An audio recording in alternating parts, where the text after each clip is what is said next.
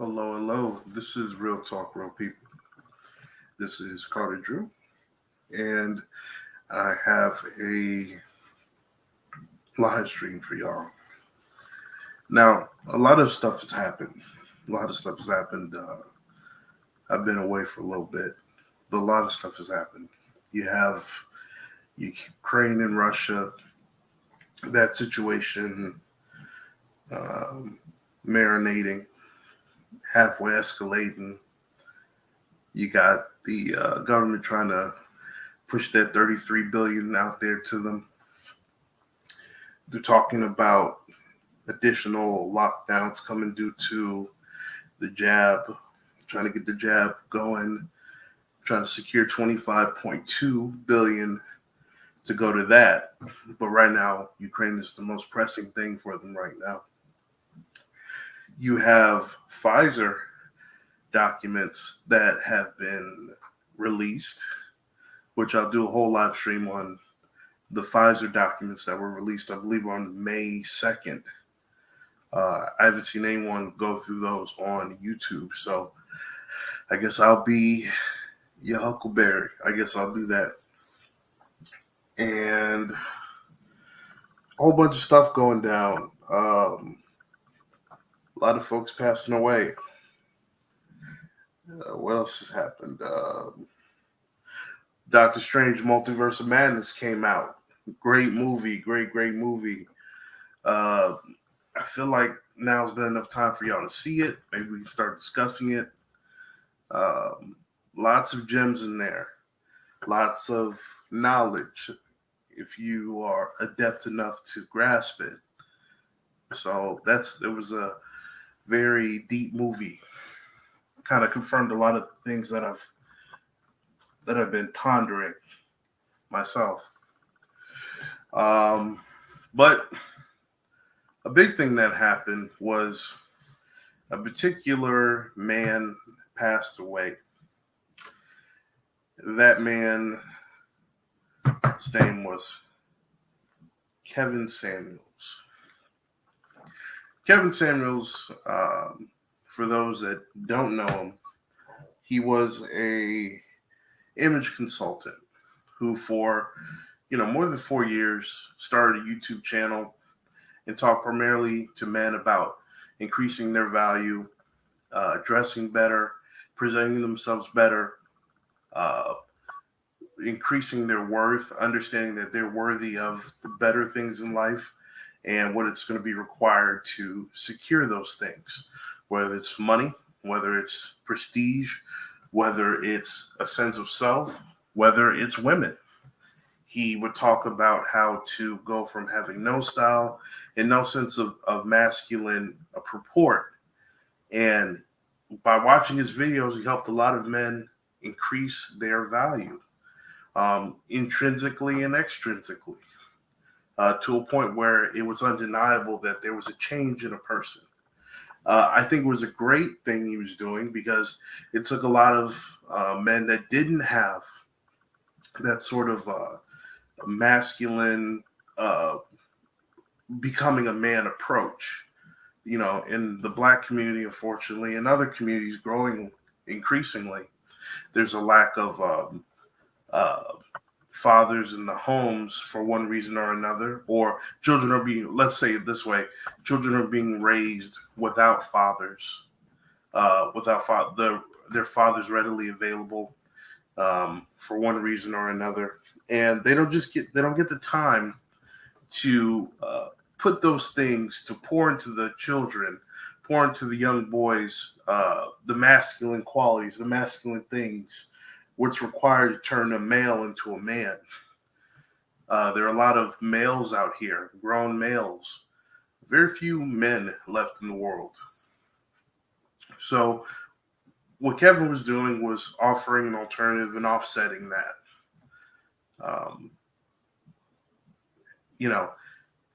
If you didn't know the first thing about purchasing a suit, you could go to Kevin's channel.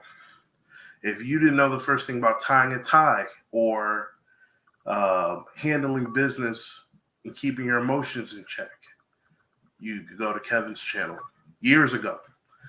if you didn't know how to talk to women, if you didn't know how to uh, negotiate a deal, if you didn't know how to uh, get the right smell good, get the right shoes, get the right presentation, if you didn't know how to present yourself as a man, you would go to Kevin's channel.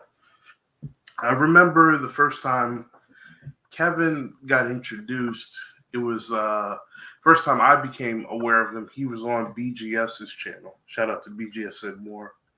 BGS had kind of showcased Kevin, kind of brought Kevin along and had him speaking to some of the guys. I think it was maybe have been during the Coliseum days, where BGS would do his like 8-hour streams on Saturdays or Fridays. Man, I miss those days. But and then Kevin would come on. He would talk to the guys. There was a lot of pushback with the whole wearing suits presentation because we all like to be comfortable. We all don't want to feel like we're selling out and so on and so forth. But a true man is a dynamic man. You can stay true to yourself, but you got to be able to wear multiple hats. You got to be able to navigate any situation, whether it's a streetwear situation, street attire situation, or a boardroom, an entrepreneurial situation. And a lot of that was missing. Now, fast forward 4 years after he had been talking to the men, he had changed and shifted over to discussing women. And he started his show. This was during the 2019. He really popped off because everybody was sitting at home and things were going down. 2019 to 2020, he blew up with his very intimate show. He would have young women call up and they would ask about certain things, ask for ratings, and ask about how they can get the type of man that Kevin appeared to be and that Kevin knew, the high value man. Now, the high value man was a very controversial topic for men and for women because what it did was it brought up the idea of a standard of man. I think everybody can agree there was and there has been sort of a relaxing of standards that's happened in the past 20, 30 years. We look back at our parents, grandparents, stuff like that. And, there was times where, you get out of high school. If you graduate high school, you're able to take care of yourself, buy a house, not be in debt, be able to, be a functional adult at 18, straight out the box, straight out the house, your parents' house, good to go.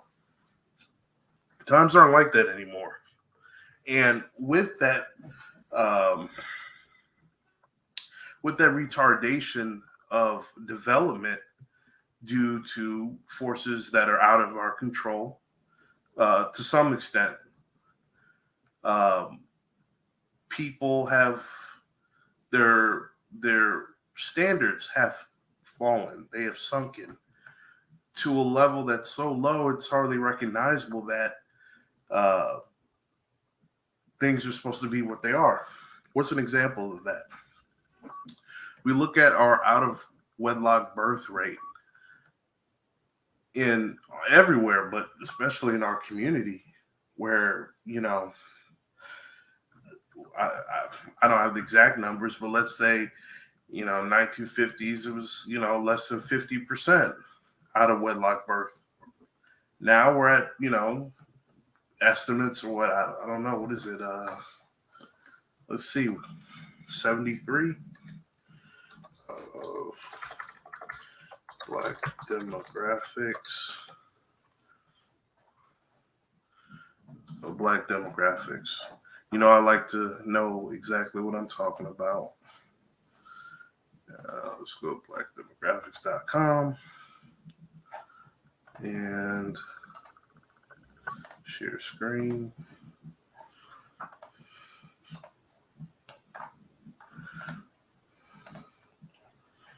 Boom. Okay. Look at that. I love that image. But the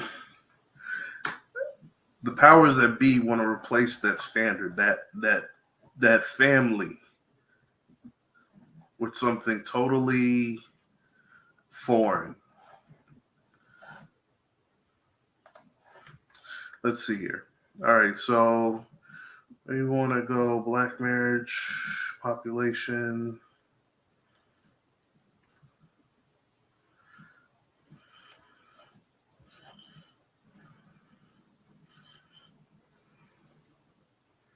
Well, black marriage population.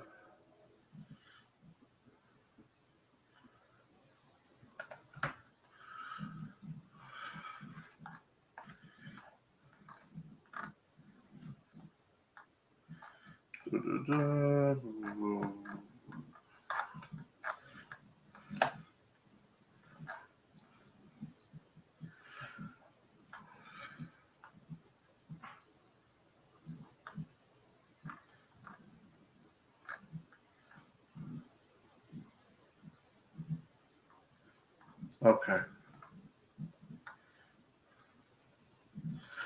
So only 37% of black women gave birth while they were married, which is almost the opposite of all women at 66%.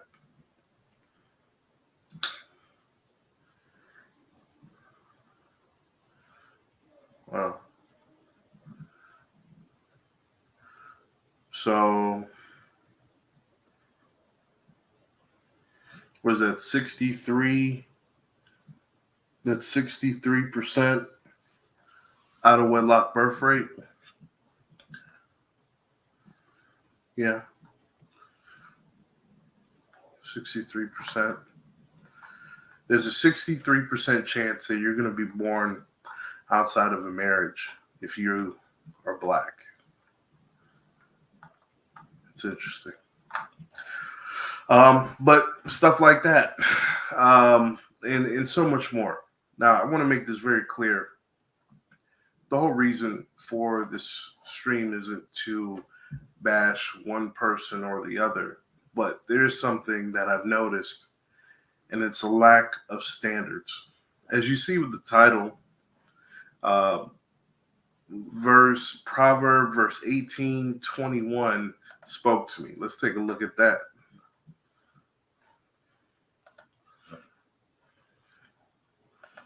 Let's take a look at that.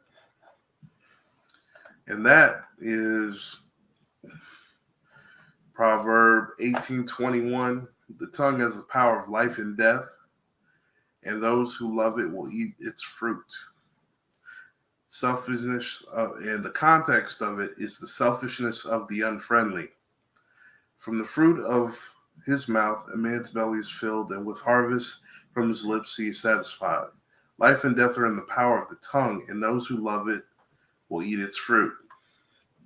Now, you can cross-reference that proverb with a few other verses, but the power of the tongue has the power of life and death.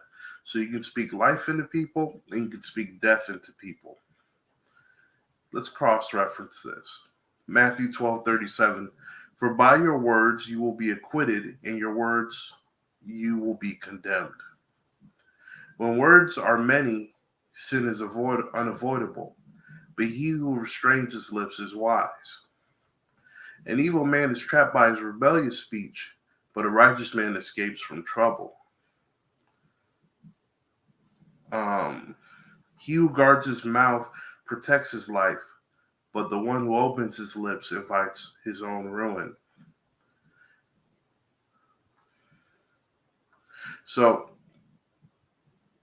it's interesting. That verse, the thing about the Bible is the living word, and it's always going to hit different depending on which part of your life you're in, what's the context for what's going on in your life. It just hits. It hits different. So I brought Proverbs 18:21 because it spoke to me in regards to Kevin Samuels and the type of reaction that black women have had, and others, but primarily black women have had, to his death. It would appear that Kevin Samuels is been called everything but a child of God. He's been vilified. He's been called a misogynist. He's been called. He's been said that he hates black women. That he's horrible and disrespectful towards black women only. That he's some sort of homosexual or something like that. They've been trying to throw everything at him to denigrate him. You know, everything they can throw at him, but the kitchen sink. And if they could lift up the kitchen sink, I think they'd throw that too. And I find that interesting. There's so many more people, more entities that deserve the vitriol of black women, that hurt black women, that kill black women, that malign black women, and black people at large. Yet Kevin Samuels gets all of this hate to the point where people, let me be specific, that I'll say majority of black women, not all, but a majority of black women have expressed that they will dance on his grave, rest in piss, twerk on his grave, and they're attacking other black women and black men that found value in the things that Kevin would try to do, what Kevin would try to make people aware of, and the ultimate goal of getting black men and black women of value and of regular value or whatever together, to get black folks, black men and black women of the same level, no matter what that level is, together, and to be functional and be happy with each other and build and go from there. Have some standard. He was basically presenting representing the aspect of a standard within the black community. That, I mean, how could that be harmful? Now, his approach, a lot of women have said, it was very harsh, it was very hurtful, it was very disrespectful. And because of his approach, his candidness, his frankness, his honesty, his boldness, his bluntness, he was seen as a villain. When his words weren't there to denigrate them, but to give them a reality check and let them know how unrealistic they've been, how unrealistic their desires are based off of what they're offering themselves. You know, a lot of people were like, he's not a high value man. He's this, he's that. I'm not listening to him. No men should listen to him. It's crazy. I've been on dating sites, dating apps, where you'll see in a sister's bio, swipe left if you listen to Kevin Samuels. Like, it's become crazy. It's become basically black women were challenged. Not all, but black women at large were challenged. And they don't like being challenged. It's very clear. It's almost as if they believe they're beyond reproach, and that the things that they are engaging in should be left alone. We shouldn't speak on them. And basically, Kevin was saying unapologetically what a lot of brothers haven't said, too scared to say, or don't care to say. Think this community has gotten away from all of us. It's, if you want to call it a black community, it's not being run by the men anymore, unfortunately. Now, when trying to retain or get the reins of the community to save it, to salvage what pieces of it we can, we're often given so much pushback. And obviously, a lot of that's by design. But it's one of those situations where you look at it and you say to yourself, what am I going to do with this? How am I going to lead somebody? A brother might think, how am I going to lead somebody that doesn't want to be led? How do you bring a horse to water and make them drink? You can't. Now, with what made Kevin formidable when it came to these discussions, he brought facts and he brought statistics, and he backed up what he said with statistics and data, which is something that no one's has really done before on behalf of Black men and men in general. And as men, we're very logical creatures, so we resonate with facts, evidence, and data because it's logical. It makes sense. It's not based off emotion. It's based off of study, research, and validation. And that's something that men resonate with. And when Kevin was able to dispel a lot of the, quite frankly, the lies, the malignment, the disrespectful rhetoric from, divestors, non-divestors, sisters in general, feminists, all these different things, when he was able to pretty much shred their arguments, it was something magical. And it inspired a lot of brothers to be their best selves. You got to ask yourself, what is so dangerous about a Black man understanding that he's worth more than being just a workhorse, than just a resource to everybody else but himself? What's wrong with that? What's wrong with a brother wearing a nice suit, looking at himself in the mirror and saying, I'm worth a damn? What's wrong with a brother saying, you know what, I work 40 hours a week, let me work an extra 50 or an extra 10, an extra 20 hours a week? Because Kevin said, if you don't have a family or any other children obligations, you should be working 60 hours a week till you get yourself to where you need to be. That extra 20 hours a week of self-improvement, overtime, working on your business plan, getting further education, that helped a lot of brothers. I don't know how anyone could be against that. He talked about, if you are at a certain level, or if you're striving to be at a certain level, don't be out here just giving your seed away. Don't get caught up by these women. Don't be a simp. Don't fall prey to the game.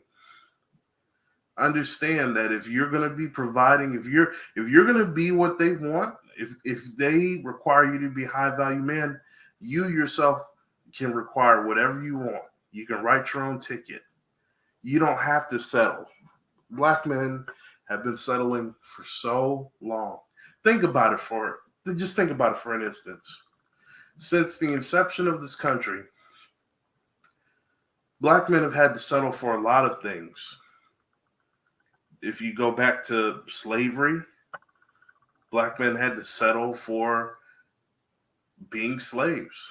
And not only that, they had to settle for makeshift families. And not only that, the children, let someone have a so-called wife, and someone in a slave master found out.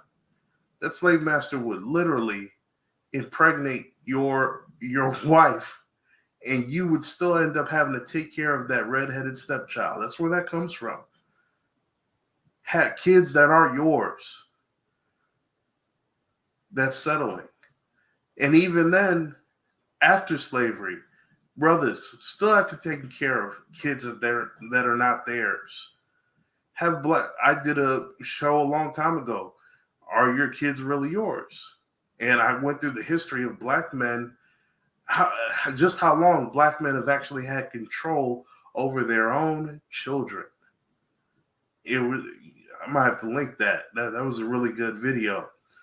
But the point is, black men have been forced by law. They weren't able to date out if they wanted, to marry out if they wanted.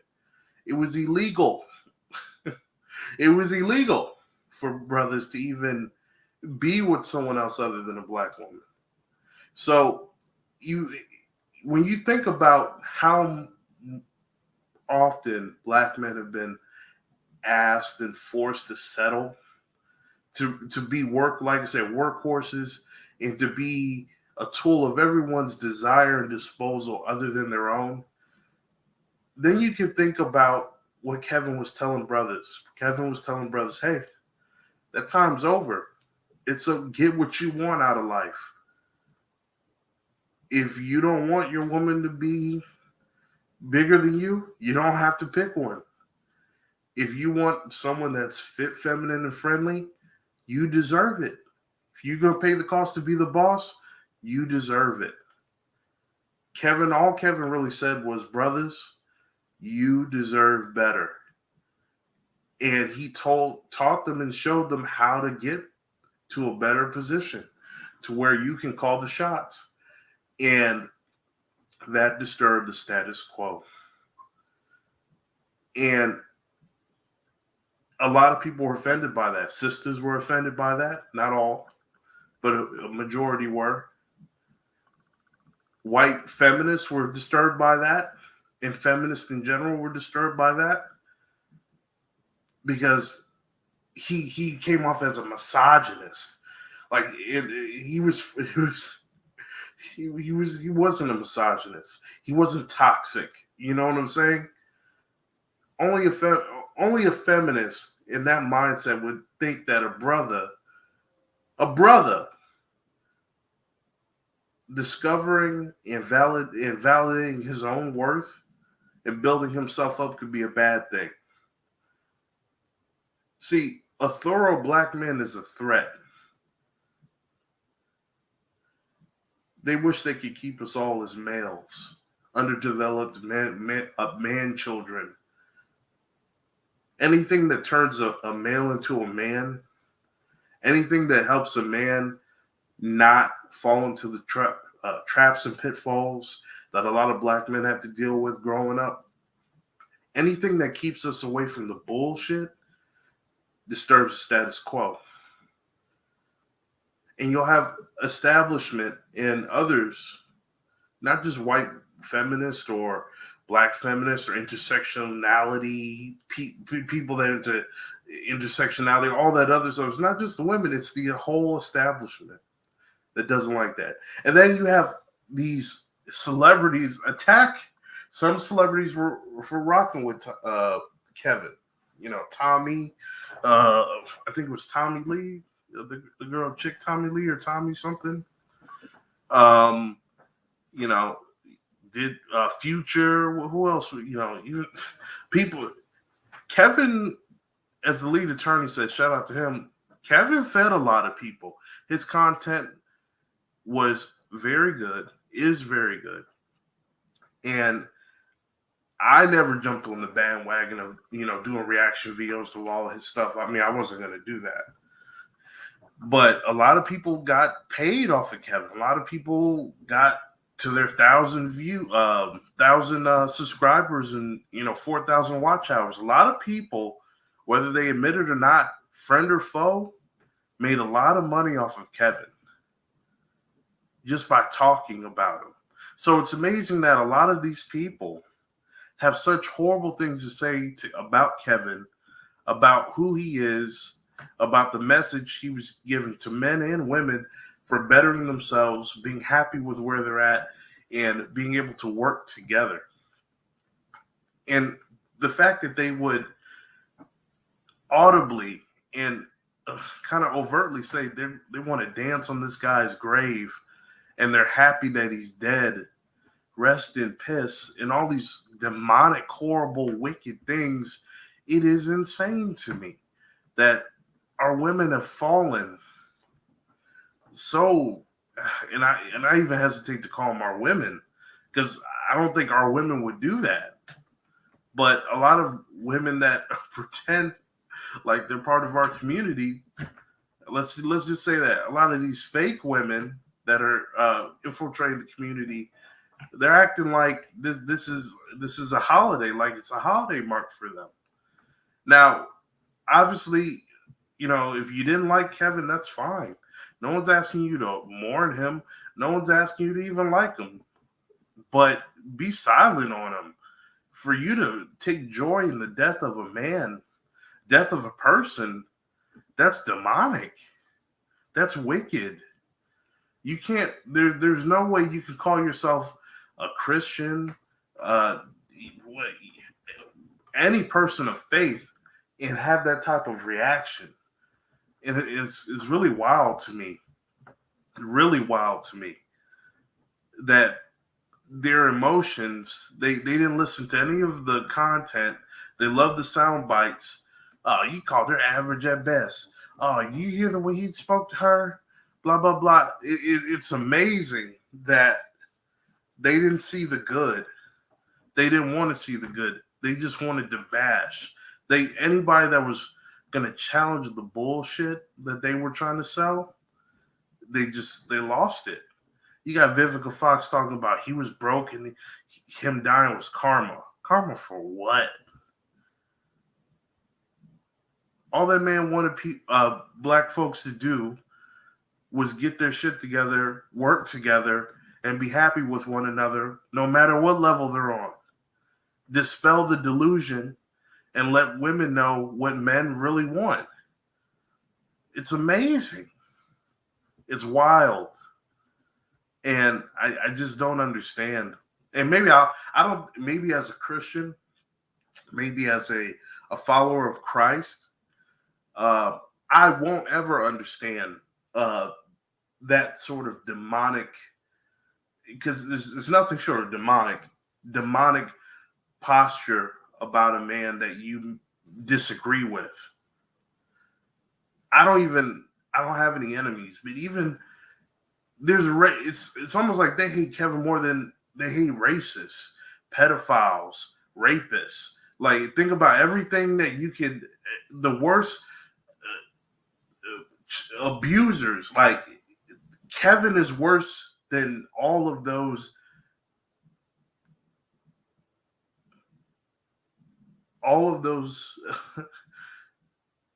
entities within society, and it's wild.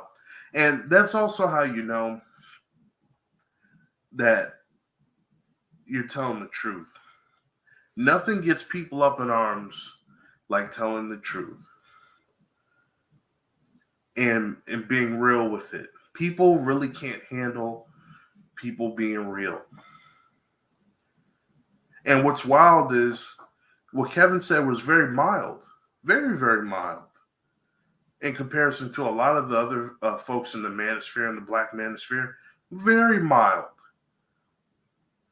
But it was just too much for mainstream, I suppose. Too much for the sisters, I suppose. Because anything that gave value, anything that told brothers you can do better, be better, is just a no-no, huh? I don't know. I think it's wild. Rest in power, Kevin Samuels. I just wanted to get this one off my chest because it's shameful, and I don't even know how you could trust a woman. That might have to be a question if I ever go on a date. How did you feel about Kevin Samuels and or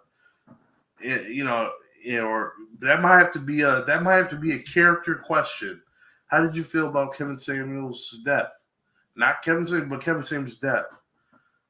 And I just got to listen to the answer. If that answer is demonic, I got to be like, nah, I can't. You can't trust a woman like that.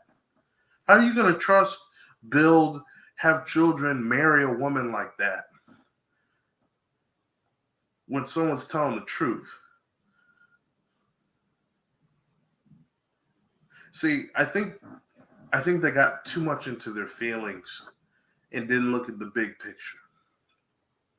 But the thing about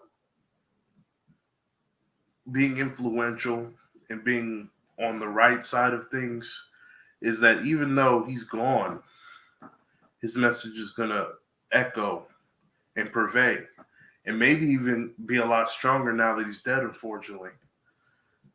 It's sad to see a brother not make it to at least 65. Uh, he died, I want to say before his time, but, uh, it's we all got to go. So I guess those are my only thoughts on it. What do y'all think? Did I lay it out there for you? Am I wrong? Am I looking at this the wrong way? Is it demonic to wish death on somebody and be happy that someone died, regardless of if you agree with them or not? Is that shameful? And can you build? Can you marry? Can you work with somebody that thinks something like that is okay? I'd love to hear that. As always, this is Real Talk, Real People, and we're out. Peace.